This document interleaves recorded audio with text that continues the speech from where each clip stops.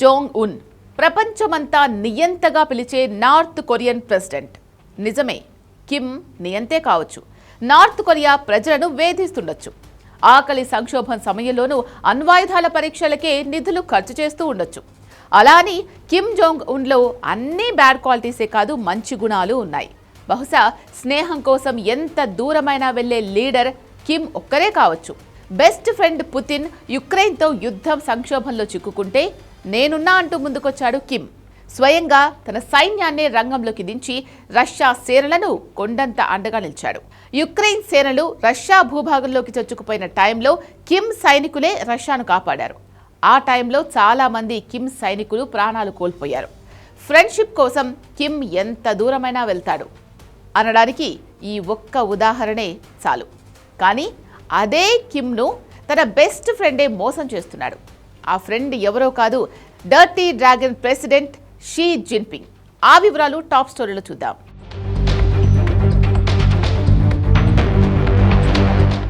ఇక్కడ జిన్పింగ్తో సెల్ఫీ దిగుతోంది ఎవరో కాదు, కిమ్ బద్ధ శత్రువు దక్షిణ కొరియా అధ్యక్షుడు లీ జే మ్యూంగ్. అది కూడా ఉభయ కొరియాల మధ్య నిప్పు రాజుకున్న సమయంలో ఈ సెల్ఫీ కథ నడిచింది. వాస్తవానికి సౌత్ కొరియా ఒకప్పుడు చైనాకు కూడా శత్రువే. కానీ దశాబ్దాల పగడు పక్కన పెట్టి స్వప్రయోజనాల కోసం దోస్తీకి సిద్ధమయ్యాయి ఆ దేశాలు.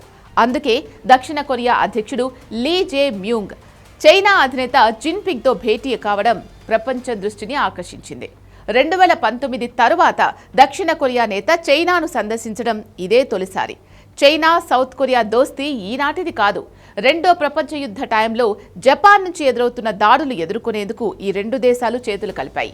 జపాన్ ఆక్రమణ నుంచి కొరియాను రక్షించుకునేందుకు నాడు చైనా అండగా నిలిచింది. ఆనాటి పోరాట వీరుల స్మారకార్థం నేటికీ షాంఘైలో స్మృతి చిహ్నాలు కనిపిస్తాయి. తాజాగా దక్షిణ కొరియా అధ్యక్షుడు లీ జే మ్యూంగ్ తన పర్యటనలో ఆ స్మృతి చిహ్నాలు సందర్శించడం ఇరు దేశాల మధ్య చారిత్రక సంబంధానికి నిదర్శనంగా నిలిచింది.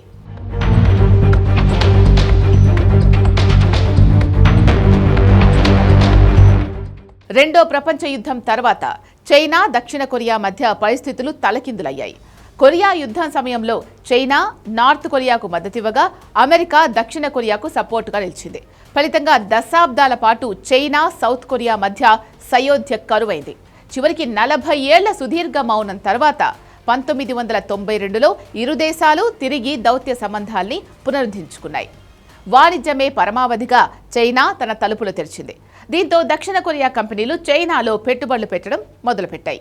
నాటి నుంచి ఆర్థికంగా ఇరు దేశాలు పరస్పరం ఆధారపడడం మొదలైంది. అయితే 10 ఏళ్ల క్రితం ఈ రెండు దేశాల మధ్య మరో వివాదం రాసుకుంది. 2016లో సియోల్ తీసుకున్న నిర్ణయం చైనాకు ఆగ్రహం కలిగించింది. ఉత్తర కొరియా ముప్పు నుంచి తప్పించుకునేందుకు అమెరికాకు చెందిన థర్డ్ క్షిపణి వ్యవస్థలను దక్షిణ కొరియా తన గడ్డపై మోహరించింది.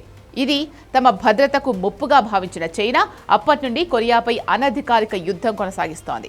ఆ క్షిపణి కారణంగా నెలకొన్న వివాదం తర్వాత చైనాలో కొరియన్ పాప్ మ్యూజిక్ సినిమాలపై అప్రకటిత నిషేధం మొదలైంది. ఆ వివాదాలకు లీ జే మ్యూంగ్ తాజా చైనా పర్యటన ఎండ్ కార్డు పడినట్లే కనిపిస్తోంది. అందుకు ఈ సెల్ఫీనే ఉదాహరణ.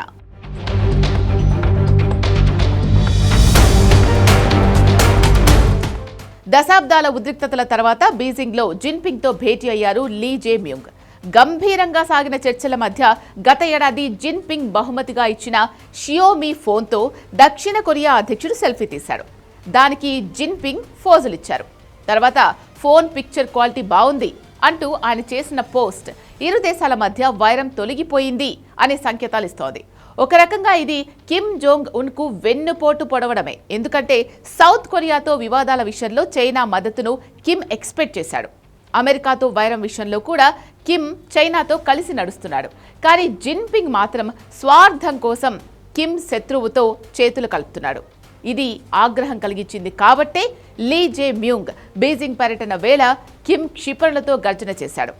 తూర్పు తీరంలో బాలిస్టిక్ క్షిపణులను ప్రయోగించి చైనాకు దగ్గరగా సియోల్ను విడిచిపెట్టను అనే సంకేతాలు పంపాడు.